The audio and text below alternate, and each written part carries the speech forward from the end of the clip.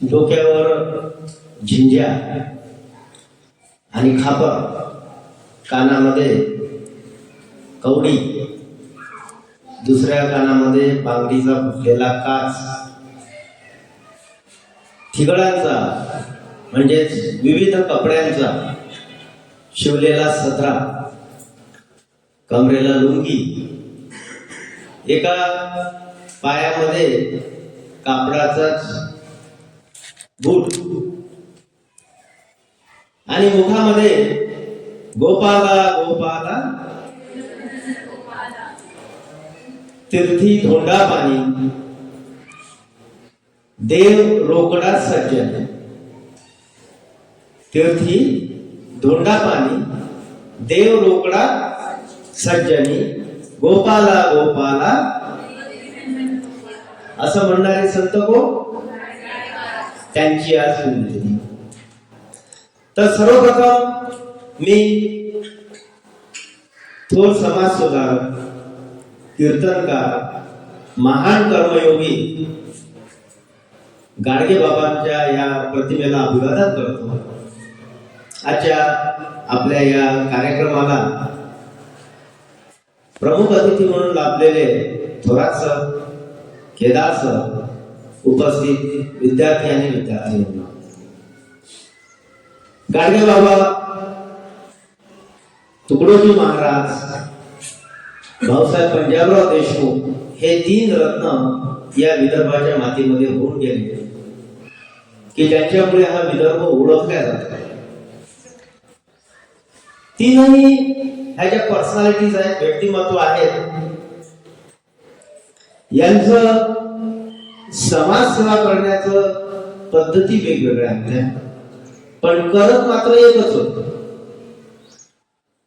लोकांना दुरुस्त करण्याचं, लोकांमधल्या अंधश्रद्धांचं निर्मूलन करण्याचं, अज्ञानाचं निवारण करण्याचं, डोक्यातली घाण काढून टाकण्याची आणि आपल्या समाजाला एका उंचीवर नेऊन ठेवण्याचा प्रयत्न या तीनही विभूतींनी केला आहे. म्हणून या प्रसंगी मी या तिघांचंही स्मरण करतो. आज गाडगे बाबांची पुण्यतिथी आहे. गाडगे बाबांचा जन्म आपल्या अंजनगाव तालुक्यामध्येच शेणगाव या ठिकाणी 23 फेब्रुवारी 1876 रोजी झाला. शेणगाव आपल्या अंजनगाव पासून जास्तीत जास्त 15 ते 20 किलोमीटर अंतरावर आहे. नाही सर, बरोबर आहे? त्याही पेक्षा कमी. अगोदर दर्यापूर तालुका होता, आता आपल्या अंजनगाव तालुक्यामध्ये आलाय. कोकर्डा वगैरे शेणगाव सगळा एरिया. तर त्यामुळे अंजनगाव सुरजी तालुक्यामधलाच त्यांचा जन्म. ते लहान असताना त्यांचे वडील जे झिंगराजी, त्यांचं पूर्ण नाव डेबूजी झिंगराजी जानोरकर, आईचं नाव सखूबाई. तर सखूबाई आणि झिंगराजी यांचं डेबूजी हे बाळ गोरं, गुटगुटी, लठ्ठ, थोस पोट वर असलेलं अशा प्रकारचं हे बाळ, म्हणून त्याला डेबूजी म्हणतात. पोटामुळे नाव पडलं डेबूजी. तर अशा प्रकारचं हे बाळ लहान असतानाच वडील व्यसनी होते.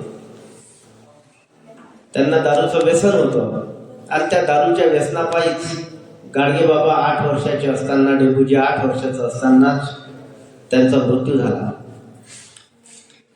डेबूजी शेतात जायचे, गुरं राखायचे, त्यांना खूप आवड होती शेताची. परंतु वडिलांनी व्यसनापायी सगळी जमीन गमावून टाकली होती आणि त्यामुळे त्यांना शेणगाव सोडावं लागलं. ते मामाच्या गावाला म्हणजेच दापुऱ्याला गेले आणि तिथे राहायला लागले. कथा पुन्हा रिपीट तीच. मामाजवळ भरपूर जमीन होती, 64 एकर जमीन होती. परंतु तीही त्यांनी सावकाराला लिहून दिली आणि सावकाराने ती ताब्यात घेतली. डेबूजी सावकाराच्या विरुद्ध उभा राहिला. मी माझी जमीन सोडणार नाही असा हट्ट करायला लागला. शेवटी सावकाराने 15 एकर जमीन सोडून दिली आणि अशा प्रकारे 15 एकरामध्ये हे मामाचं कुटुंब आणि यांचं कुटुंब हे आपला उदरनिर्वाह करायला लागला. वर्ष 1892 आलं. डेबूजीचं कमालपूर येथील धनाजी खंडाळकर यांची मुलगी गुंताबाई हिच्यासोबत लग्न झालं. त्यानंतरही डेबूजी आपली शेती करायचे आणि गुरं राखायचे. आणि गुरं राखत असताना त्यांना एक उपचार साधना करण्याची त्यांची पद्धती होती. आणि त्यासोबतच ते गावातील लोकांना ज्यांना मदतीची गरज आहे त्यांना मदत करायची. तर प्रत्येकाच्या कामी पडायचे. असं करता करता ऋणमोचन इथे जत्रा भरायची आणि ते ऋणमोचनला जायला लागले. तिथली त्यांनी परिस्थिती पाहिली. तिथे नदीच्या काठावर शंकराचं मंदिर होतं. व्यवस्था काहीच नव्हती आणि इथून खऱ्या अर्थाने त्यांनी आपल्या समाजकार्याला सुरुवात केली. तर तिथे सर्वप्रथम त्यांनी सदाव्रत सुरू केलं, म्हणजे बाहेरून येणाऱ्या लोकांच्या जेवणाची व्यवस्था केली. ऋणमोचनला आपण पाहतो आज जो घाट दिसतो तो गाडगे बाबांच्या प्रयत्नातून बांधला गेलेला आहे. त्यांनी बांधलेला आहे, त्यांनी पुढाकार घेऊन बांधलेला आहे. अशा प्रकारे त्यांच्या सामाजिक कार्याला सुरुवात झाली आणि एकंदरीत समाजातलं वातावरण पाहिलं त्यांनी. लोकांना खूप समजावून सांगण्याचा प्रयत्न केला पण कोणी समजून घेण्याच्या मानसिकतेमध्ये नव्हतं. लोक व्यसनी होते आणि सावकाराला बळी पडत होते. सावकार एकेकाची जमीन हडपत होता, त्यांना चीड येत होती. शेवटी 1905 साल उजाडलं आणि 1 फेब्रुवारी 1905 ला सकाळी 3 वाजता त्यांनी गृहत्याग केला. त्यांनी कुटुंब सोडलं आणि ते रस्त्यावर जायला निघाले. हातामध्ये एक गाडगं आणि काठी आणि ते तिथून निघाले. परत कुटुंबात ते राहायला कधीही आले नाही. त्यांना जेव्हा 1893 मध्ये मुलगी झाली, पहिली मुलगी झाली, तेव्हाची प्रथा होती की मटण दारू असायचं. पण त्यांनी मात्र मटण दारू दिलं नाही. तर तेव्हा गोडधोडाची पंगत त्यांनी दिली. अशा प्रकारे त्यांचे विचार पुरोगामी होते. जे समाजामध्ये आहे ते केलंच पाहिजे असं नाही, आपल्या बुद्धीला पटलं तर करायचं, नाही तर नाही करायचं, असं त्यांचं व्यक्तिमत्व होतं. तर अशा प्रकारे गाडगेबाबांचा हा प्रवास सुरू झाला. गावोगाव ते फिरायला लागले. त्यांच्या एका हातामध्ये झाडू असायचा, दुसऱ्या हातामध्ये गाडगं असायचं. कोणत्याही गावात गेले की गाव झाडायचं, दिवसा गावातला कचरा साफ करायचा आणि संध्याकाळी उपदेशात्मक कीर्तन करायचं. त्याद्वारे लोकांच्या मनामध्ये, डोक्यामध्ये जी घाण साचली आहे ती घाण काढून टाकायची. त्यांच्यात अंधश्रद्धा, अज्ञान, त्यानंतर शिक्षणाचा अभाव वगैरे या ज्या समाजातल्या त्रुट्या होत्या त्या त्रुट्यांवर ते प्रहार करीत असत आणि लोकांचं प्रबोधन करीत असत. कीर्तनाद्वारे त्यांची शिकवणूक हीच होती की भुकेलेला अन्न द्या, तहानलेल्याला पाणी द्या, बेघरांना आसरा द्या, ज्यांच्याजवळ घर नाही त्यांना आसरा द्या, उघड्या नागड्यांना वस्त्र द्या, गरीब मुलामुलींच्या शिक्षणाची व्यवस्था करा, गरीब मुलामुलींच्या लग्नाची व्यवस्था करा. अशा प्रकारचं प्रबोधन ते आपल्या कीर्तनातून करत असत. सर्वात महत्वाचा त्यांचा भर जो होता, सरांनी मगाशी सांगितलं की त्यांचा भर होता शिक्षणावर. ते म्हणत, माय बाप हो, एकदा उपाशी राहा पण लेकराईले शिकवा, लेकराईले शिकवा. ते शिकवणं खूप महत्वाचं आहे. ते शिकले तर तुम्ही पुढे जाल, ते लेकरं पुढे जातील, तुम्ही पुढे जाल, आपला समाज पुढे जाईल आणि हा समाज आपला जो अंधश्रद्धेमध्ये ज्याची चाकर उतरलेली आहे तो समाज त्या गाळातून बाहेर निघेल. अशा प्रकारची विनंती ते गावोगाव जाऊन करत असत, लोकांना प्रबोधन करीत असत. आणि लोकांपासून जी काही वर्गणी जमा होत असे त्या वर्गणीतून त्यांनी देवळ बांधलं. देवळाची मंदिराची निर्मिती न करता धर्मशाळा बांधल्या, म्हणजे लोकांची येण्याची व्यवस्था केली.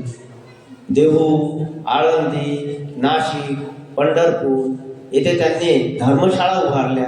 तसंच अनाथालय, ज्यांना कोणी नाही तर त्यांना त्या अनाथालयामध्ये ठेवलं, त्यांच्या जेवणाची व्यवस्था केली, त्यांच्या राहण्याची व्यवस्था केली. बघा बरं, एक न शिकलेला व्यक्ती, गुरढोरं चालणारा व्यक्ती, आणि त्याचे विचार बघा. हे विचार आपण एवढे पुस्तकं वाचलो पण तरी आपल्या डोक्यात येत नाही. आपण आपल्याशिवाय बाहेरचं जग बघू शकत नाही. तर अशा प्रकारे वेगवेगळ्या ठिकाणी त्यांनी धर्मशाळा बांधल्या. तुम्हाला माहित असेल कदाचित जे रुग्णालय आहे मुंबईला, तिथे पूर्ण महाराष्ट्रातून रुग्ण यायचे, तर त्यांच्यासोबत जे काही मंडळी असायची तर त्यांचे फार हाल व्हायचे. मुंबईत राहायला जागा नव्हती किंवा आपलं कोणी नव्हतं, म्हणून जे रुग्णालयाच्या बाजूला सुद्धा त्यांनी एक धर्मशाळा बांधली. मित्रांनो, हा विचार मनात येणंच तर फार मोठा आहे. त्याचं एक्झिक्युशन, त्याचं अंमलबजावणी करणं हे तर त्याच्याही पुढची बाब. की इतरांची एवढी काळजी की आपल्या महाराष्ट्रातले लोक येतात, ते रस्त्यावर झोपतात, पटांगणात झोपतात, त्यांना झोपायला जागा नाही, त्यांना खायला जागा नाही. आणि हा माणूस पाहिला फाटका, याची कमाई पाहिली शून्य. यांना जे लोक पैसा देत होते ते पैसा स्वतः कधीच खर्च करत नव्हते, कारण त्यांची वेशभूषा आपण सुरुवातीलाच पाहिली कोणती होती. त्यांना काही वेशभूषेला पैसे पाहिजे नव्हते, चमचमीत पदार्थ पाहिजे नव्हते. गावात झाडायचं, भिक्षा मागायची, तेच खायचं, कीर्तन करायचं. कोणी जर झाडझूड करत असताना मध्ये आलं तर त्याच झाडून त्याला झोडायचं, त्याला म्हणायचं की याच्या आडवा येऊ नको, माझ्या कामाच्या आडवा येऊ नको. ते कोणी पाया पडायला आलं तर काही वेळ देत नव्हते, उलट मारत होते, हाकलून देत होते की या कामात अडथळा, तू आडवा पडू नको, या कामात तू येऊ नको. आणि कीर्तन झाल्याबरोबर लोक पुन्हा आपल्या मागे लागतील म्हणून कीर्तन संपता संपता ते मागच्या मागे पसार व्हायचे आणि कोणाला दिसत सुद्धा नव्हते. कुठं गेले काही नाही. निस्वार्थ जीवन, अगदी निस्वार्थ, लोकांच्या करता ते जीवन जगले. 1923 मध्ये 1 मे 1923 ला त्यांची आई वारली. 5 मे 1923 ला त्यांचा मुलगा गोविंदा वारला. त्यांचं कीर्तन सुरू होतं, कीर्तनामध्ये निरोप आला, गोविंदा गेला. समोरचे मागं पुढं करत होते, कसं सांगावं महाराजांना, कसं सांगावं, मागे पुढे करत कसं बसत. त्यांनी ती चिठ्ठी महाराजांच्या हातात ठेवली, त्यांनी पाहिली आणि ते काय विचारले असतील. ते म्हणाले, राम गेले कृष्ण गेले, राम गेले कृष्ण गेले, गेले कोटान कोटी, एकासाठी मी काय रडू. म्हणजे कोट्यावधी लोक मेले आहेत, रोजचेच मरणारे आहेत. त्यातलाच हा एक जीव, माझा मुलगाही गेला, जाणारच आहे. जो जन्मला तो मरणारच आहे. त्याच्यासाठी काय मी रडू, मी काही माझं कीर्तन थांबवणार नाही. आणि त्यांनी त्यांचं कीर्तन सुरू ठेवलं. स्वतःच्या मुलाच्या मृत्यूची सुद्धा दखल घेतली नाही. असे हे संत आहेत, असे हे थोर संत आहेत. ते म्हणायचे, मगाशी मी तुम्हाला सांगितलं, तीर्थी धोंडा पाणी, देव रोकडा सज्जनी. म्हणजे तीर्थाला तुम्ही जाता पण तीर्थात दगडाशिवाय काहीच नाही. धोंडा म्हणजे दगड. आणि देव कुठे आहे? रोकडा सज्जनी, तुमच्या आमच्यात. सज्जन, आपण सज्जन आहोत सगळं. देव आपल्यामध्ये आहे. तुम्ही तिथं जाऊ नका, आपल्या आजूबाजूच्या असणाऱ्या, अवतीभोवती असणाऱ्या लोकांची सेवा करा. जत्रा में फतरा बिठाया, जत्रा में फतरा बिठाया, तीरथ बनाया पानी, दुनिया भई दीवानी, पैसे की दुल्हानी. जत्रा में क्या बिठाया? फतरा मीन्स पत्थर. पत्थर म्हणजे दगड. जत्रेत जातात तिथं तर दगडच बसून ठेवले आहेत. तीर्थ बनाया पाणी. तीर्थ काय आहे? पाणी घेतलं ते तीर्थ झालं. दुनिया भाई दिवाणी, पैसे की धुंदाणे. सगळं पैसे तुमच्याजवळ जास्तीचे झाले म्हणून तुम्हाला जत्रा सुचून राहिली. याचं म्हणणं असं होतं की जत्रेत काय काय तुम्ही काय देवासाठी आले का? देव तर काय दगडच आहे की? देव तर माणसात आहे. माणसाची सेवा करा, रुग्णांची सेवा करा, औषधोपचार करा, पांगळ्या व्यक्तीला मदत करा, आलं लक्षात, गरीबाला मदत करा, मुलांचे शिक्षण करा. त्यांच्यामध्ये देव आहे, मुलांमध्ये देव आहे, आपल्या अवतीभोवतीच्या सर्व लोकांमध्ये देव आहे. तुम्ही तो सोडून दिला आणि तुम्ही चालले जत्रेला. आणि म्हणून ते म्हणत की जत्रेत धुंड्याशिवाय काहीही नाही. परंतु असं जरी असलं, एवढी विरोधी भूमिका असल्यानंतरही तिथं येणाऱ्या लोकांची ती सेवा करत असत, त्यांना त्रास होऊ नये म्हणून मदत करत असत. या बैरमला रक्ताचे पाट व्हायचे, बैरमबाला बोकडा कापायचे त्या काळामध्ये. आणि मग काय व्हायचं, त्या पायऱ्यांवरून सगळं रक्त वाहत यायचं, ते खाली यायचं, खाली सगळं पाठ चालायचा. तर ते रोज ते रक्त साफ करण्याचं काम करत होते. त्यांचं ते असं म्हणत असत की अबोल जगत जे आहे, अबोल ज्याला बोलता येत नाही, मुके प्राणी, पशु पक्षी, तर या पशु पक्ष्यांची हत्या बंद करा, त्यांना अभय द्या. हे सुद्धा त्यांच्या दशसूत्री कार्यक्रमाचं एक सूत्र होतं. त्यांना अभय द्या, त्यांना मारू नका, ते मुके आहेत.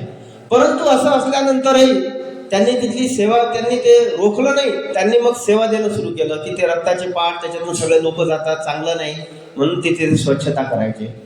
प्रत्येक ठिकाणी त्यांचा एकच मूलमंत्र होता, तो म्हणजे स्वच्छता. गावाची स्वच्छता, स्वतःची स्वच्छता. त्यांचे कपडे होते गोधडीवाले बाबा सुद्धा त्यांना म्हणत असत. त्यांचे कपडे फाटके होते, परंतु कपडे स्वच्छ असायचे. म्हणजे फाटकं पण नेटकं होतं ना, असं गाडगे बाबांचं काम होतं. तर त्यांचे कपडे फाटके होते, परंतु त्यांची राहणी मात्र स्वच्छ होती. कारण ते गाव झाडायचे, गाव स्वच्छ करायचे. तर ते कसं काय घाणेरडं राहणार? ते कधीही घाणेरडे राहिले नाही. आणि त्यांनी फुकट्याचं भीक म्हणून कुणाला मागितली. मग तुम्ही म्हणाल की बस सर ते गाडगं होतं ना मागायसाठी. तर गाडगं असं होतं की ते कोणत्याही गावात गेल्यानंतर काम मागायचे, घरोघरी फिरायचे, काम मागायचे. ज्यांनी त्याला काम दिलं तिथं काम करायचं, त्याच्यानंतर देवबाई भाकरचा भूक लागली. म्हणजे कामाचा मोबदला होता. भीक त्यांनी कधीही जीवनात मागितली. काय तत्वज्ञान असं, किती ग्रेट तत्वज्ञान आहे. गाडगे बाबा समजून घेणं काही सोपं नाही आहे. वाक्य सोपे आहेत. गाडगे बाबा साधा सुद्धा संत आहे, पण उच्च विचारसरणीचा माणूस आहे. डॉक्टर बाबासाहेब आंबेडकर मगाशी थोरात सरांनी सांगितलं, केदार सरांनी सांगितलं, डॉक्टर बाबासाहेब आंबेडकर, भाऊसाहेब पंजाबराव देशमुख, कर्मवीर भाऊराव पाटील, तर आणि गाडगे बाबा हे एकमेकाला समजून घेत होते, चांगले मित्र होते. गाडगे बाबा डॉक्टर बाबासाहेब आंबेडकरांना गुरु मानत असत, तर डॉक्टर बाबासाहेब आंबेडकर गाडगे बाबांना गुरु मानत असत. हे लक्षात घ्या. तर एकदा डॉक्टर बाबासाहेब आंबेडकरांच्या कार्यक्रमामध्ये गाडगे बाबा गेले. तर डॉक्टर बाबासाहेब आंबेडकरने भाषण बंद केलं आणि त्यांना बोलवायला लागले, वर या वर या वर या. गाडगे बाबा नाही बघ, मी वर येणार नाही, तुमचं ऐकायला लोक आले आहेत, तुम्ही विद्वान आहात, तुम्ही अभ्यासू आहात, तुम्ही एवढं मोठं शिक्षण घेतलं आहे, तुम्ही लोकांना प्रबोधन करत आहात, तुमचं प्रबोधन बंद पडू नये, तुमचं प्रबोधन सुरू राहू द्या. मला फक्त एक गोष्ट तुम्हाला सांगायची आहे, तेवढी त्यांना सांगितली आणि ते खालच्या खाली निघून गेले. एवढा आदर त्यांचा एकमेकाबद्दल होता, हे लक्षात घ्या. मग अशी सरांनी सांगितलं की 6 डिसेंबरला डॉक्टर बाबासाहेब आंबेडकरांचं महानिर्वाण झालं आणि त्यांनी असं म्हणा की अन्न पाणी त्याग केला. आणि 20 डिसेंबरला नागरवाडीला येत असताना मध्येच आपल्या वलगावच्या पुलावर, वलगावची जी नदी आहे पेढी नदी, तर त्या पुलावर त्यांचा जीव गेला. तिथे आहे समाधी आहे. जर तुम्ही वलगाववरून अमरावती जात असाल तर डाव्या हाताला समाधी आहे. तर अशा प्रकारचे हे महान संत, कर्मवीर भाऊराव पाटलांच्या शाळेचं सरकारने अनुदान बंद करून टाकलं. गाडगे बाबांचा अधिकार फार मोठा होता. गाडगे बाबा मुख्यमंत्र्याकडे गेले. तेव्हा खैरे मुख्यमंत्री होते, पहिलेच मुख्यमंत्री होते आपल्या महाराष्ट्राचे. गेले, या बाबासाहेब या या या बाबा या बाबा या. बाबा म्हणे बाबा काही आतमध्ये येत नाही. तुम्ही त्या कर्मवीर भाऊराव पाटलाच्या शाळेत शिकणाऱ्या गोरगरिबाईच्या लेकराचं अनुदान बंद केलं, त्याचं शिक्षण बंद पाडायचा प्रयत्न तुम्ही करून राहिले. मला म्हणता बाबा अंदर या. मुख्यमंत्र्याला, महाराष्ट्र राज्याचा मुख्यमंत्री तेव्हा किती मोठा होता, आता तरी हे चिल्लर झाले सारे.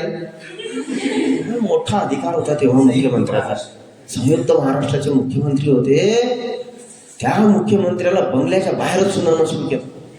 सगळे स्तंभित होऊन पाहून राहिले. गोरगरिबाच्या शिक्षण ज्या शाळांमध्ये चालते त्या शाळांचं अनुदान तुम्ही बंद केलं. मी काय येऊ तुमच्या घरामध्ये?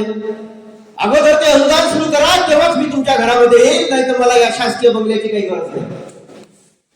ठणकावून सांगितलं. दुसऱ्या दिवशी खैरे यांनी ऑर्डर काढली. कर्मवीर भाऊराव पाटलाच्या संस्थेच्या सर्व शाळांचं अनुदान सुरू झालं. गरिबांच्या लेकरांचं शिक्षण बंद पडलं होतं, ते शिक्षण सुरू झालं. मित्रांनो, कोणासाठी आहे? गोरगरिबांच्या, कर्मवीर भावरासाठी नाही. तेही कर्मवीरच होते, त्यांचंही नाव कर्मवीरच, कर्म करणारे. कर्मवीरासाठी नाही, गोरगरिबाचे लेकरं त्या शाळांमध्ये शिकतात. जर ह्या शाळा बंद पडल्या तर हे बहुजनांचे गोरगरिबाचे लेकरं शिकू शकणार नाही. म्हणून त्यांना अनुदान दिलं तरच मी तुमच्या बंगल्यात येईल, नाही ते येणार नाही. दुसऱ्या दिवशी अनुदान सुरू करावं लागलं. काय अधिकार एका फाटक्या संताचा. आता ते सर सांगत होते मगाशी, थोडा सर तर रंगू सांगत नावं घेऊ त्याचा आहे का तेवढा अधिकार? हा, एवढा अधिकार आहे का? अशी सुनावून द्यायची रस्त्यावर? आतमध्ये नाही गेले ते बंगल्यात. आलं का लक्षात? 1949 ची घटना तुम्हाला सांगतो. पंढरपूरला त्यांनी एक हे बांधलं होतं, धर्मशाळा बांधली. आणि ती जी धर्मशाळा आहे 1949 मध्ये डॉक्टर बाबासाहेब आंबेडकरांनी शिक्षण संस्था काढली होती. तर अरे तू भीमराव चांगलं काम करून राहिला, ही माझी जी धर्मशाळा आहे ना, या धर्मशाळेत शाळा भरो. पटकन आपला अंगठा लावला कागदावर, ती धर्मशाळा दान करून टाकली डॉक्टर बाबासाहेब आंबेडकरांना. एका मिनिटात. लेकरं शिकले पाहिजे, पहिले लेकरं शिकले पाहिजे. हे होत बसा. देवाच्या दर्शनाला येणारे कुठेही राहतील, पहिल्यांदा कोण शिकलं पाहिजे? आपले गोरगरिबाचे लेकरं शिकले पाहिजे. म्हणून धर्मशाळा तेव्हाच डॉक्टर बाबासाहेब आंबेडकरांच्या एज्युकेशन सोसायटीला लिहून दिली आणि आपला अंगठा लावला. एका अंगठाधारी माणसाला शिक्षणाचं असणारं महत्वाचं, अंगठा लावणाऱ्या माणसाचं, की जो कधी शिकला नाही त्यांनी एका क्षणात धर्मशाळा दान केली. आलं का लक्षात तुमच्या? काय विचार असतील, कसे विचार असतील बाबासाहेबांचे, आपलं गाडगे बाबांचे? लक्षात आलं तुमच्या? म्हणजे हा माणूस दिसायला जरी असा दिसतो ना, तरी या विदर्भातच नव्हे, या महाराष्ट्रातच नव्हे, या भारतातच नव्हे, तर या जगात सुद्धा असा संत या भूमीवर झालेला नाही. आणि म्हणून म्हटलं जातं, जे का रंजले गांजले, पुढे काय? त्यासी म्हणे जो आपुले, तोची साधू समजावा, देव तेथेची जाणावा. हे साधू संत नाही आहे, हे साधू संत नाही आहे ज्यांनी दीन दलित अपंग, ज्यांनी ऋणमोचनला एवढ्या तेव्हा कडक समाजामध्ये भिंती होत्या, जाळच्या जाळ भिंती होत्या, अस्पृश्यता होती. ऋणमोचनला जे सदावर्त केलं तेव्हा सगळ्यांचा एकत्रित काला केला. गोपाल काला केला. सगळ्यांना शिदोऱ्या आणायला लावल्या, गोपाल काला केला. हाहाकार झाला. हे काय होय, साऱ्या समाजाचं अन्न एकत्र केलं त्या गाडग्यानं. हे कुठून आलं? असं असते काय कुठं? याच्या घरचं पाणी तो पेत नाही, त्याच्या घरचा तो चहा पेत नाही, यानं सारायचं एकत्र केलं, सारं खाल्लं, पण ते काही शरण गेले नाही. म्हणून देव तेथेची जाणावं, हे देव आहे. आपण ज्यांना हलक्यात घेतो ना, संत म्हणतो संत नाही आहेत ते, फक्त ते देव आहेत. आणि म्हणून आपण त्यांचं नेहमी स्मरण केलं पाहिजे. त्यांना जर एवढं शिक्षणाचं महत्व होतं तर आपण तर शाळेत येणारे आहोत, बरोबर आहे ना. आपल्याला शिक्षणाचं महत्व किती असलं पाहिजे. मी तुम्हाला फॉरेन मधली गोष्ट त्या दिवशी सांगितली होती की हॉर्न वाजवला तर तिथं उतरून मारतात म्हणून. या अंगठ्या भारताला एवढं जर महत्व होतं तर आपल्याला शिक्षणाचं किती महत्व असलं पाहिजे. आणि म्हणून थोडा विचार करा, थोडा विचार करा. तुम्हाला बदलायला वेळ लागणार नाही. ज्या माणसाच्या घरी काही नव्हतं तो जर धर्मशाळा बांधू शकला तर आपल्या घरी काही ना काहीतरी आहे, तर आपणही काही ना काही करू शकू. आलं ना लक्षात. तर या प्रसंगी थोडं लांबलेलं, थोरात सरांना जायचं होतं, पण आता काय करता, बोला तर लागतंच काही ना काही. तर तुम्ही यांचं कौतुक मी करतो सर. यांचं कौतुक असं आहे की या सगळ्यांनी एकाच आर्टिकल मधून भाषण उचलले, पण प्रत्येकानं त्याच्यातला वेगळा वेगळा भाग चूज केला. म्हणजे रिपिटेशन नव्हतं, सारखं नव्हतं. म्हणजे एकानं हा भाग घेतला तर दुसऱ्यानं तो घेतला. बरोबर आहे की तू काय. इंटरनेटवरून म्हणजे तेवढी हुशारी त्यांच्यात आली. आता गाडगे बाबा आशीर्वाद देतील तर पुढची येऊनच जाईल. तेवढी हुशारी दिसली मला बसल्या बसल्या. का एकानं वरचा भाग घेतला, तर एकानं मधातला घेतला, तर एकानं खालचा घेतला, बरोबर. आणि अशा प्रकारे सगळ्यांनी व्यवस्थित भाषण दिले. रिपिटेशन तुमच्या भाषणांमध्ये नव्हतं. आता ते वेळेवरच होतं म्हणून लिहिलेलं होतं. परंतु तरी एक प्रयत्न असा असावा की आपल्याला थोडंसं आपली स्मरणशक्तीला ताण द्यायचा आणि बोलायचं. आता मी हे जे बोललो मला स्मरणशक्तीला माझ्या ताण द्यावाच लागला, आलं की लक्षात. तर अशा प्रकारे जर तुम्ही प्रयत्न केला तर तुम्ही सुद्धा छान बोलू शकाल. काही असा काही विषय नाही, परंतु तुमच्यात हुशारी आलेली आहे हे मात्र माझ्या लक्षात आलं. तेव्हा तुमचं या प्रसंगी कौतुक करतो. एक छानसा कार्यक्रम तुम्ही आयोजित केला. माझे सहकारी मित्र त्यांनाही जायचं होतं, पण काय आता सरांचं भाषण सुरू असताना कसं उठून जायचं हाही एक प्रश्नच आहे. तेही बसले राहिले. तर लांबलेलं भाषण मी थांबवतो. धन्यवाद.